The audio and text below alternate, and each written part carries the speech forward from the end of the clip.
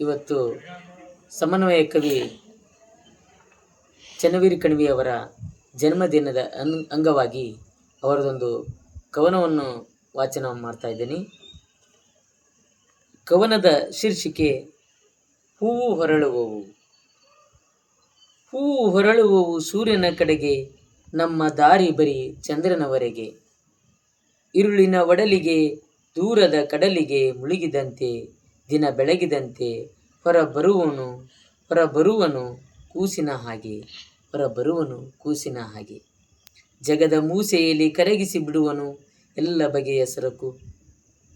ಅದಕ್ಕೆ ಅದರ ಗುಣದೋಷಗಳಂಟಿಸಿ ಬಿಡಿಸಿಬಿಟ್ಟ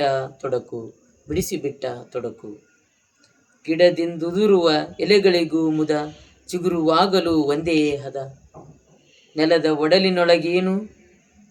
ಒಡಲಿನೊಳಗೇನು ನಡೆಯುವುದು, ಎಲ್ಲಿ ಕುಳಿತಿಯನು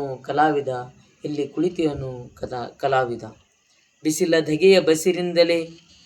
ಧಗೆಯ ಬಸಿರಿಂದಲೇ ಸುಳಿಯುವುದು ಮೆಲುತಂಗಾಳಿಯ ಬಳಿಗೆ. ಸಹಿಸಿಕೊಂಡ ಸಂಕಟವನ್ನು ಸೋಸಲು ಬಂದೇ ಬರುವುದಾಗಳಿಗೆ.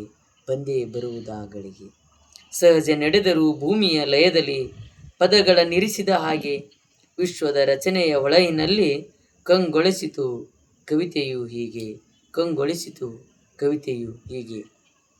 ಸಮನ್ವಯ ಕವಿ ಶ್ರೀ ನಾಡೋಜ ಚನ್ನವೀರ ಕಣವಿಯವರ ಹಲವಾರು ಪ್ರಕೃತಿ ಗೀತೆಗಳು ಅದ್ಭುತವಾದಂಥ ನಮ್ಮ ಮನಸ್ಸನ್ನು ಸೆಳೀತಾ ಇದ್ದವು. ಅವುಗಳು ಈ ಪ್ರತಿಯೊಬ್ಬ ಸಹೃದಯಿ ಓದುಗರನ್ನು ತಲುಪ್ತಾ ಇದ್ದವು. ಈ ಸಂದರ್ಭದಲ್ಲಿ ಅವರ ಕಾವ್ಯವನ್ನು ಆಸ್ವಾದಿಸ್ತಾ ಒಂದು ಕವನವನ್ನು ವಾಚನ ಮಾಡಬೇಕು ಅನ್ನಿಸ್ತು. ಹಾಗಾಗಿ ಈ ಒಂದು ಕವನವನ್ನು ವಾಚನ ಮಾಡಿದ್ದೇನೆ. ಧನ್ಯವಾದಗಳು.